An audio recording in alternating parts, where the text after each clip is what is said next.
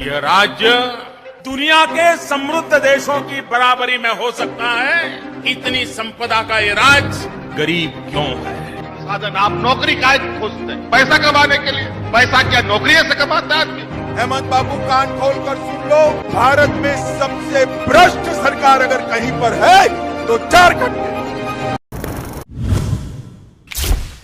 झारखंड एक ऐसा स्टेट जहाँ के वाटरफॉल्स जैसे हुंदरू वाटरफॉल, बिरसा जूलॉजिकल पार्क, रानी झील, जगन्नाथ मंदिर, पतरातू वैली या हमारे जमशेदजी टाटा द्वारा स्थापित जमशेदपुर की बात करें, जिसे स्टील सिटी ऑफ इंडिया भी कहा जाता है, जिसमें दलमा हिल्स, जुबली पार्क ऐसे सैकड़ों सुंदर जगह है। वहीं दूसरी तरफ झारखंड इंडिया की दूसरी सबसे पुअरेस्ट स्टेट है आफ्टर बिहार।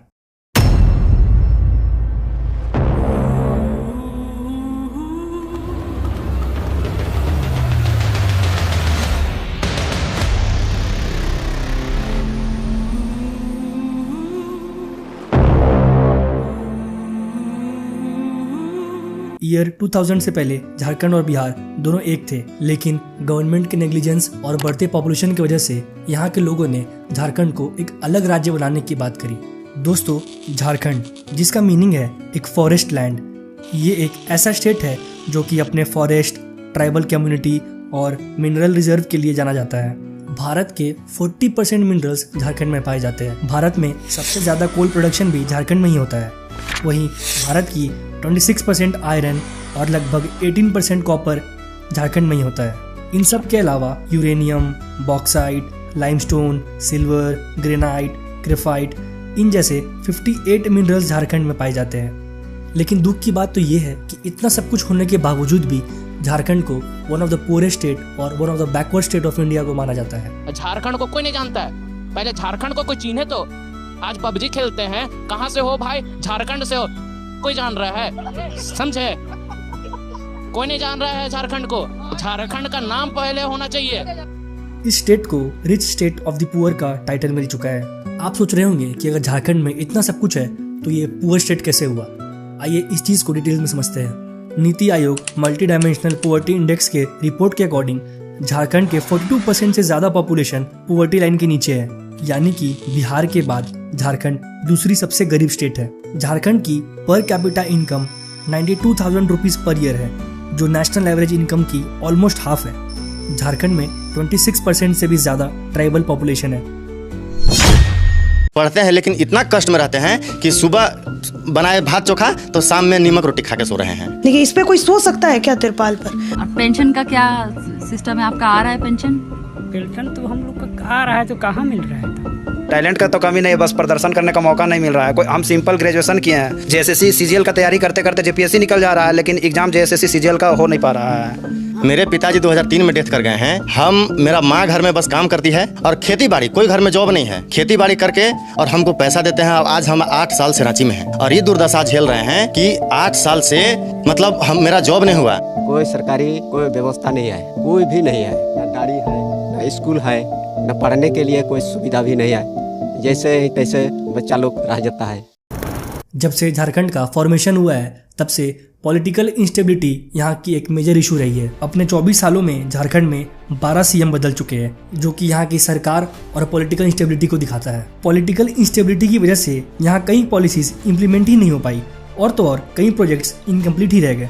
इसी पॉलिटिकल इंस्टेबिलिटी की वजह से यहाँ की इन्वेस्टमेंट भी बहुत स्लो रही है और झारखंड का इकोनॉमिक ग्रोथ बहुत ही कम है। यहाँ बीजेपी, जेएमएम, कांग्रेस हर बार ऐसे पार्टियों ने अपनी सरकार बनाई है, लेकिन फिर भी झारखंड गरीबी से जूझ रहा है। करप्शन इतना बढ़ चुका है कि जो भी गवर्नमेंट जॉब्स की अपॉर्चुनिटी आती है उसे कैंसिल करना पड़ता है। जैसे फरवरी 2024 में झारखंड सीजीएल 2024 का एग्जाम कैंसिल कर दिया गया और झारखंड पीएससी के एग्जाम में पेपर लीक की खबर आई और यहाँ तक कि झारखंड ग्रेजुएट लेवल एग्जाम को भी कैंसिल करने की बात की जा रही है।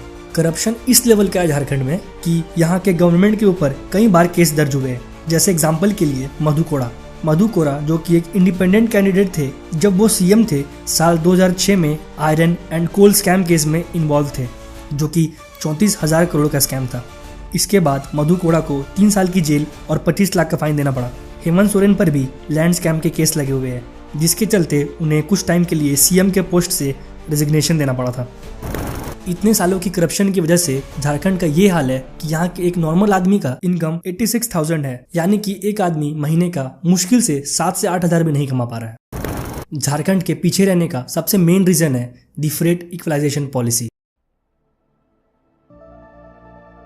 दी फ्रेट इक्वलाइजेशन पॉलिसी, जिसे 1952 में भारत के पहले पीएम जवाहरलाल नेहरू ने लागू किया था। इस पॉलिसी का मेन एम था भारत में इंडस्ट्री की इक्वल ग्रोथ को प्रमोट करना। बट इस पॉलिसी ने कैसे झारखंड को एक बैकवर्ड स्टेट बना दिया, आइए इसे एक एग्जांपल के थ्रू समझते हैं। मान लीजिए ए नाम का कोई एक स्टेट है जिसमें कोई एक्स नाम का कोई मिनरल पाया जाता है और वहाँ उस मिनरल्स को निकालने के लिए बहुत सारे माइंस है। अब सपोज करो एक दूसरा स्टेट है जिसे हम बी नाम दे देते हैं। तो इस स्टेट बी में बहुत सारे इंडस्ट्रीज है जहाँ इन मिनरल्स का यूज होने वाला है। तो जो भी स्टेट बी के इंडस्ट्रीज का मालिक होगा वो तो पहले मिनरल्स को स्टेट ए से स्टेट बी में लेकर जाएगा, तभी तो वो उस मिनरल्स को यूज कर पाएगा, है ना। अब मान लीजिए उस मिनरल को लाने के लिए 100 रुपीज का ट्रांसपोर्टेशन चार्ज लगता है। अब जो भी इंडस्ट्री का मालिक होगा वो तो यही चाहेगा कि अपने सारे इंडस्ट्रीज को उठा के स्टेट ए में लगा देते हैं ताकि इससे उसकी 100 रुपीज की ट्रांसपोर्टेशन चार्ज बच जाए, है ना। और पहले यही होता था, जहाँ पे नेचुरल रिसोर्सेज ज्यादा है वहीं पे इंडस्ट्रीज आती थी और इससे वहाँ के लोकल्स को एम्प्लॉयमेंट और वहाँ की इकोनॉमी बूस्ट होती थी। लेकिन 1952 में भारत सरकार को ऐसा लगा कि ये तो थोड़ी नाइंसाफी है, क्योंकि मिनरल्स तो हर स्टेट में अवेलेबल नहीं है, तो ये जो इंडस्ट्रीज की डिस्ट्रीब्यूशन है वो तो इक्वली कभी हो ही नहीं पाएगी। और इससे क्या होगा कि जिस स्टेट में मिनरल्स है उस स्टेट की ग्रोथ तो बहुत तेजी से हो जाएगी, बट जो स्टेट्स में मिनरल्स नहीं है उस स्टेट की ग्रोथ तो कभी हो ही नहीं पाएगी। तो इसी चीज को रोकने के लिए 1952 में दी फ्रेट इक्वलाइजेशन पॉलिसी बनाया गया। इस पॉलिसी के अकॉर्डिंग वो जो 100 रुपीज ट्रांसपोर्टेशन चार्ज लग रहा था उसे गवर्नमेंट सब्सिडी के रूप में देने लगी, जिससे ट्रांसपोर्टेशन का लफड़ा ही खत्म हो गया। अब इंडस्ट्री के मालिकों को लगा कि अब जब सरकार वहाँ ट्रांसपोर्टेशन चार्ज की सब्सिडी दे ही रही है तो वो अपने इंडस्ट्री को क्यों शिफ्ट करेंगे। और इसी चीज की वजह से झारखंड में इतने नेचुरल रिसोर्सेज होने के बावजूद भी ना कभी कंपनी आई और ना यहाँ की कभी इकोनॉमिक ग्रोथ हुई। फैक्ट्री के मालिकों ने उस स्टेट में अपनी फैक्ट्रीज लगाई जहाँ पर पोर्ट्स थे, यानी कि समुद्र के थ्रू इंटरनेशनल मार्केट में कनेक्टिविटी थी, जैसे गुजरात, महाराष्ट्र और झारखंड। क्योंकि लैंडलॉक स्टेट है तो यहाँ कंपनीज और फैक्ट्रीज कभी नहीं आई।